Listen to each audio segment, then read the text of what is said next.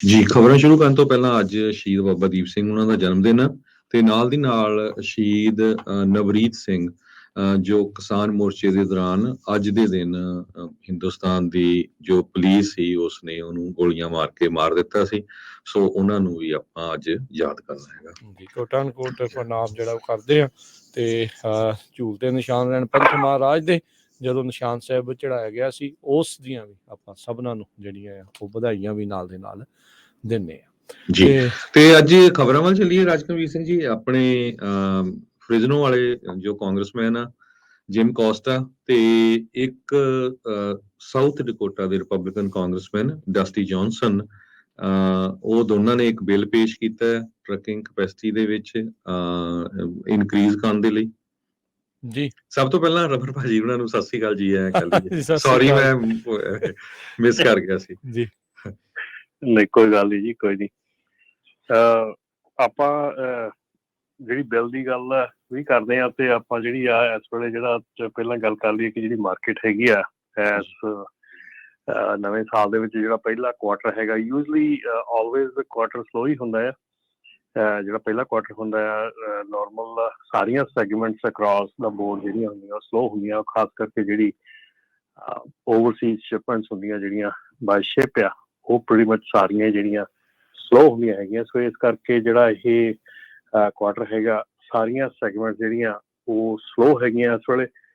ਪਰ ਜਿਹੜਾ ਆਉਣ ਵਾਲਾ ਟਾਈਮ ਹੈਗਾ ਆ ਉਹਦੇ ਵਿੱਚ ਇਹ ਪਤਾ ਲੱਗੂਗਾ ਕਿ ਆਪਣੀ ਜਿਹੜੀ ਆ ਨੈਕਸਟ ਜਿਹੜਾ ਕੁਆਟਰ ਹੈਗਾ ਉਹਦੇ ਵਿੱਚ ਆਪਾਂ ਕਿੱਥੇ ਐਕਸਟੈਂਡ ਕਰਦੇ ਹੈਗੇ। ਪਰ ਹਾਲ ਦੀ ਘੜੀ ਜਿਹੜਾ ਆਪਣਾ ਸਪਾਟ ਰੇਟ ਹੈਗਾ ਕਾਫੀ ਸਲੋ ਹੈਗਾ। ਸੋ ਪ੍ਰਾਈਸਿਸ ਅਜੇ ਵੀ ਅਜੇ ਰਮਨ ਜੀ ਇਹ ਸੀਜ਼ਨਲ ਸਲੋ ਆ ਜਾਂ ਐਕਸੈਪਸ਼ਨਲ ਸਲੋ ਆ? ਇੱਕ ਤਾਂ ਸੀਜ਼ਨਲ ਸਲੋ ਤਾਂ ਹੈਗਾ ਹੀ ਹੈਗਾ ਆ। ਉਸ ਤੋਂ ਬਾਅਦ ਜਿਹੜਾ ਉੱਤੇ ਉਹਦੇ ਗੱਲ ਪ੍ਰੋਬਲਮ ਪੈ ਜਾਂਦੀ ਹੈ ਕਿ ਇੱਕ ਸੀਜ਼ਨਲ ਸਲੋ ਦੇ ਨਾਲ ਨਾਲ ਦੂਜੇ ਬੰਨੇ ਜਿਹੜਾ ਹੈਗਾ ਕਿ ਐਕਸਪੈਂਸਿਸ ਬਹੁਤ ਜ਼ਿਆਦਾ ਵਧੇ ਹੋਏ ਆ। ਐਕਸਪੈਂਸਿਸ ਜਿਹੜੇ ਆ ਉਹ ਬਹੁਤ ਜ਼ਿਆਦਾ ਹਾਈ ਹੈਗੇ ਆ, ਚਾਹੇ ਉਹ ਟਰੱਕਾਂ ਦੀਆਂ ਕਾਸਟ ਨੂੰ ਲੈ ਕੇ ਲੈ ਲਓ, ਚਾਹੇ ਉਹ ਫਿਊਲ ਨੂੰ ਲੈ ਕੇ ਲੈ ਲਓ। ਕਾਫੀ ਜਿਹੜੀ ਕਾਸਟ ਹੈਗੀ ਆ ਉਹ ਹਾਈ ਹੈਗੀ ਆ। ਸੋ ਇਸ ਕਰਕੇ ਜਿਹੜੀ ਗੱਲ ਹੈਗੀ ਇਹਦੇ ਵਿੱਚ ਕਿ ਜ਼ਿਆਦਾ ਅਖਰ ਰਿਹਾ, ਜ਼ਿਆਦਾ ਲੱਗ ਰਿਹਾ ਕਿਉਂਕਿ ਪਿਛਲੇ ਸਾਲ ਦਾ ਵੀ ਜਿਹੜਾ ਲਾਸਟ ਕੁਆਟਰ ਸੀਗਾ ਯੂਜਲੀ ਉਹ ਹੌਲੀਡੇ ਸੀਜ਼ਨ ਕਰਕੇ ਵਧੀਆ ਲੱਗਦਾ ਹੁੰਦਾ, ਪਰ ਉਹ ਵੀ ਜਿਹੜਾ ਆ ਉਹ ਨਹੀਂ ਲੱਗਾ ਹੈਗਾ ਵਧੀਆ। ਸੋ ਇਸ ਕਰਕੇ ਆਪਾਂ ਮਤਲਬ ਇਹ ਕਹਿ ਸਕਦੇ ਹਾਂ ਕਿ ਹੁਣ ਜ਼ਿਆਦਾ ਲੱਗ ਰਿਹਾ ਕਿ ਜ਼ਿਆਦਾ ਨੁਕਸਾਨ ਕਰ ਰਿਹਾ ਜੀ। ਸਪੌਟ ਰੇਟਸ ਵੀ ਬੜੇ ਸਲੋਅਰ ਸਟਾਰਟ ਕਹਿੰਦੇ 2023 ਚ ਹੋਏ ਜੀ। ਉਹ ਸੇਮ ਹੀ ਚੀਜ਼ ਹੈਗੀ ਕਿ ਜਿਹੜੀ ਨੋਰਮਲ ਕਹਿੰਦੇ ਹੁੰਦੇ ਨਾ ਕਿ ਨੋਰਮਲ ਸੀਜ਼ਨ ਹੁੰਦਾ ਆ ਇਹ ਫਸਟ ਕੁਆਟਰ ਜਿਹੜਾ ਨੋਰਮਲੀ ਐਵਰੀ ਈਅਰ ਸਲੋ ਹੁੰਦਾ ਆ। ਖਾਸ ਕਰਕੇ ਜਿਹੜਾ ਵੈਸਟ ਕੋਸਟ ਹੈਗਾ, ਕੈਲੀਫੋਰਨੀਆ ਹੈਗਾ, ਇਹਦਾ ਸਾਰਾ ਪ੍ਰੋਡਿਊਸ ਜਿਹੜਾ ਆ ਉਹ ਸਾਊਥ 'ਚ ਟਰਾਂਸਫਰ ਹੋ ਜਾਂਦਾ ਆ ਤੇ ਜਿਹੜਾ ਕੈਲੀਫੋਰਨੀਆ ਪ੍ਰੋਡਿਊਸ ਤੋਂ ਵਾਂਝਾ ਹੁੰਦਾ। ਤੇ ਦੂਸਰਾ ਜਿਹੜਾ ਹੈਗਾ ਕਿ ਜਿਹੜਾ ਮੇਜਰ ਫੈਕਟਰ ਹੈਗਾ ਇਸ ਵਾਰੀ ਸਲੋ ਡਾਊਨ ਦਾ ਜ਼ਿਆਦਾ ਉਹ ਹੈਗਾ ਚਾਈਨਾ ਤੋਂ ਸ਼ਿਪਿੰਗ ਜਿਹੜੀ ਉਹ ਬਿਲਕੁਲ ਟੋਟਲੀ ਆਲਮੋਸਟ ਬਹੁਤ ਥੱਲੇ ਗਈ ਹੈਗੀ ਆ। 24-25% ਜਿਹੜੀ ਆ ਈਅਰ ਟੂ ਡੇਟ ਜਿਹੜੀ ਥੱਲੇ ਗਈ ਹੈਗੀ ਆ। ਸੋ ਉਹ ਵੀ ਰੀਜ਼ਨ ਹੈਗਾ ਇਸ ਵੇਲੇ ਕਿ ਕਾਫੀ ਫੈਕਟਰ ਹੈਗਾ ਵੱਡਾ ਕਿ ਜਿਹੜੀਆਂ ਸਪੌਟ ਰੇਟਸ ਹੈਗੇ ਆ ਉਹ ਨਹੀਂ ਬਿਲਕੁਲ ਵੀ ਮੂਵ ਕੀਤੇ ਹੈਗੇ। ਸੋ ਨੋਰਮਲ ਹੈਗਾ ਜੇ ਆਪਾਂ ਵੈਸੇ ਗੱਲ ਕਰੀਏ ਤਾਂ ਇਟਸ ਨੋਰਮਲ, ਬਟ ਡੈਫੀਨੇਟਲੀ ਜਿਹੜਾ ਥੋੜਾ ਜ਼ਿਆਦਾ ਸਾਰਿਆਂ ਨੂੰ ਅਹਿਸਾਸ ਹੋ ਰਿਹਾ ਇਸ ਚੀਜ਼ ਦਾ। ਪਿਛਲੇ ਇੱਦਾਂ ਵੀ ਸਿਰਫ ਇਸ ਮਹੀਨਿਆਂ ਦੇ ਵਿੱਚ ਹੀ ਗੱਲਾਂ ਸਲੋ ਨਹੀਂ ਆ ਰਿਹਾ ਨਾ, ਪਿਛਲੇ ਕਈ ਮਹੀਨਿਆਂ ਤੋਂ ਜਦੋਂ ਵੈਸੇ ਛੁੱਟੀਆਂ ਦਾ ਸੀਜ਼ਨ ਉਹ ਸਾਰਾ ਕੁਛ ਹੁੰਦਾ ਆ ਉਹਦੇ ਦੌਰਾਨ ਜਿਹੜਾ ਉਹ ਸਲੋ ਚੱਲਦਾ ਆਇਆ। ਸੋ ਬਿਲਕੁਲ। ਸੋ ਜੇ ਤੁਸੀਂ ਵੀ ਟਰੈਕਿੰਗ ਬਾਰੇ ਕੋਈ ਸਵਾਲ ਪੁੱਛਣਾ ਹੈ, ਗੱਲ ਕਰਨੀ ਆ ਤਾਂ ਕਾਲ ਕਰ ਸਕਦੇ ਹੋ ਨੰਬਰ 408-272-5200 4082725200। ਟਰੈਕਿੰਗ ਬਾਰੇ ਸਵਾਲ ਹੋਵੇ, ਕੋਈ ਵਿਚਾਰ ਦੇਣੇ ਆ ਕਿਸੇ ਇਸ਼ੂ ਦੇ ਉੱਤੇ ਟਰੈਕਿੰਗ ਨਾਲ ਸੰਬੰਧਿਤ ਤਾਂ ਉਹ ਤੁਸੀਂ ਜਿਹੜਾ ਜੀ ਉਹ ਕਾਲ ਕਰ ਸਕਦੇ ਹੋ 408-272-5200 4082725200 ਦੇ ਉੱਤੇ।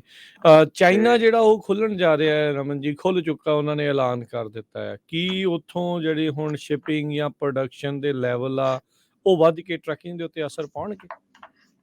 ਡੈਫੀਨੇਟਲੀ ਜਿਹੜਾ ਦੇਖੋ ਅਸਰ ਤਾਂ ਪਊਗਾ ਹੀ, ਕਿਉਂਕਿ ਉੱਥੋਂ ਸਮਾਨ ਬਹੁਤ ਘੱਟ ਆ ਰਿਹਾ ਸੀਗਾ, ਸੋ ਇਸ ਕਰਕੇ ਜਿਹੜਾ ਅਸਰ ਹੈਗਾ ਉਹ ਪਊਗਾ। ਲੇਕਿਨ ਅਸਰ ਪੈਂਦੇ ਪੈਂਦੇ ਆ ਜਿਹੜਾ ਫਸਟ ਕੁਆਟਰ ਹੈ ਸ਼ਾਇਦ ਨਿਕਲ ਜਾਊਗਾ, ਕਿਉਂਕਿ ਸ਼ਿਪ ਜਿਹੜੇ ਹੈਗੇ ਉਹਦਾ ਕਾਫੀ ਫਰਕ ਪੈਂਦਾ, ਕਾਫੀ ਲੇਟ ਪਤਾ ਲੱਗਦਾ ਹੈ ਸਾਰਾ ਕੁਝ ਜਾ ਕੇ, ਸੋ ਫਰਕ ਪਊਗਾ ਪਰ ਥੋੜਾ ਲੇਟ ਨਿਕਲ ਜਾਊਗਾ। ਤੇ ਹਰਜੋਤ ਭਾਈ ਜਿਹੜੀ ਤੁਸੀਂ ਗੱਲ ਕਰ ਰਹੇ ਸੀ ਜਿਹੜਾ ਬਿੱਲ ਇੰਟਰੋਡਿਊਸ ਕੀਤਾ ਗਿਆ Dusty Johnson Republican South Dakota ਤੇ ਜਿਮ ਕਾਸਟਰ ਡੈਮੋਕ੍ਰੈਟਿਕ ਕੈਲੀਫੋਰਨੀਆ ਵੱਲੋਂ 24 ਜਨਵਰੀ ਨੂੰ, ਤੇ ਇਹਦਾ ਨਾਮ ਹੈਗਾ safer highways and increased performance for interstate trucking ship it act ਜੀ। ਤੇ ਇਹ ਜਿਹੜਾ ਐਕਟ ਹੈਗਾ ਆ ਇਹ ਇਸ ਲਈ ਲਿਆਂਦਾ ਗਿਆ ਕਿ ਇਹਦੇ ਵਿੱਚ ਕਾਫੀ ਜਿਹੜੀਆਂ ਚੀਜ਼ਾਂ ਹੈਗੀਆਂ, ਕਿਉਂਕਿ ਇਹਦੇ ਵਿੱਚ ਮੇਜਰ ਜਿਹੜੀ ਚੀਜ਼ ਹੈਗੀ ਆ ਉਹ ਹੈਗੀ ਆ ਕਿ ਰਿਟੇਨਿੰਗ ਦਾ ਡਰਾਈਵਰਸ, ਜਿਹੜੇ ਡਰਾਈਵਰਸ ਹੈਗੇ ਆ ਸਪਲਾਈ ਚੇਨ ਦਾ ਬਹੁਤ ਵੱਡਾ ਹਿੱਸਾ ਹੈਗਾ, ਤੇ ਜਿੰਨੀਆਂ ਸਪਲਾਈ ਚੇਨ ਦੇ ਵਿੱਚ ਡਿਸਟਰਪਸ਼ਨਸ ਹੋ ਰਹੀਆਂ ਉਨੀ ਹੀ ਜਿਹੜੀ ਆ ਕਾਸਟ ਆ ਉਹ ਡਰਾਈਵ ਅਪ ਹੋ ਰਹੀ ਹੈ ਕੰਜ਼ਿਊਮਰ, ਜਿਹੜੇ ਅਮਰੀਕਨ ਕੰਜ਼ਿਊਮਰਸ ਹੈਗੇ ਉਹਨਾਂ ਲਈ ਤੇ ਪ੍ਰੋਡਿਊਸਰਸ ਦੇ ਲਈ।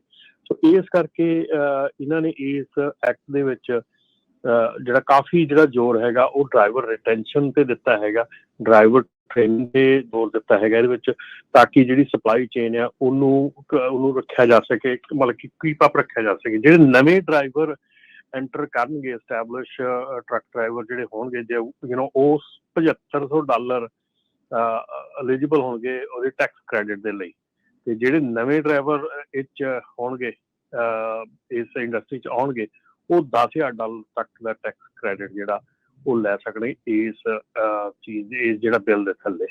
ਤੇ ਬਿੱਲ ਇਹ ਜਿਹੜਾ ਬਿੱਲ ਹੈਗਾ ਇਹ ਆਲਸੋ ਜਿਹੜਾ ਵਰਕਫੋਰਸ ਇਨੋਵੇਸ਼ਨ ਹੈ ਜਾਂ ਆਪਰਚੁਨਿਟੀ ਗ੍ਰਾਂਟਸ ਹੈਗੀਆਂ ਉਹਦੇ ਥੱਲੇ ਵੀ ਡਰਾਈਵਰਸ ਪੇ ਦੀ ਜਿਹੜੀ entry level driver training cost ਆ ਉਹਦੇ ਤੇ ਵੀ ਧਿਆਨ ਦਿੱਤਾ ਗਿਆ, ਤੇ ਨਾਲ ਦੇ ਨਾਲ ਜਿਹੜੀਆਂ ਪਾਰਕਿੰਗ ਆਪਰਚੁਨਿਟੀਜ਼ ਹੈਗੀਆਂ ਟਰੱਕਾਂ ਦੇ ਲਈ ਪਾਰਕਿੰਗ ਜਿਹੜੀ ਆ ਉਹ ਇਨਕਰੀਜ਼ ਕਰਨ ਦੀ ਜਿਹੜੀਆਂ ਉਹਦੇ 'ਚ ਗ੍ਰਾਂਟਸ ਰੱਖੀਆਂ ਗਈਆਂ। ਸੋ ਇਹ ਐਕਟ ਪੂਰੀ ਮੱਚ ਰਲਾ ਮਿਲਾ ਕੇ ਜਿਹੜਾ ਉਹ ਟਰੱਕਰ ਦੇ ਵਾਸਤੇ ਹੀ ਲਿਆਂਦਾ ਗਿਆ, ਤੇ ਟਰੱਕਰ ਨੂੰ ਜਿਹੜਾ ਆ ਉਹ ਬੈਨੀਫਿਟ ਕਰਨ ਦੇ ਲਈ ਔਰ ਖਾਸ ਕਰਕੇ ਡਰਾਈਵਰਸ ਨੂੰ ਟ੍ਰੇਨਿੰਗ ਦੇ ਲਈ ਤੇ ਉਹਨਾਂ ਨੂੰ ਰਿਟੇਨ ਕਰਨ ਦੇ ਲਈ ਜੀ।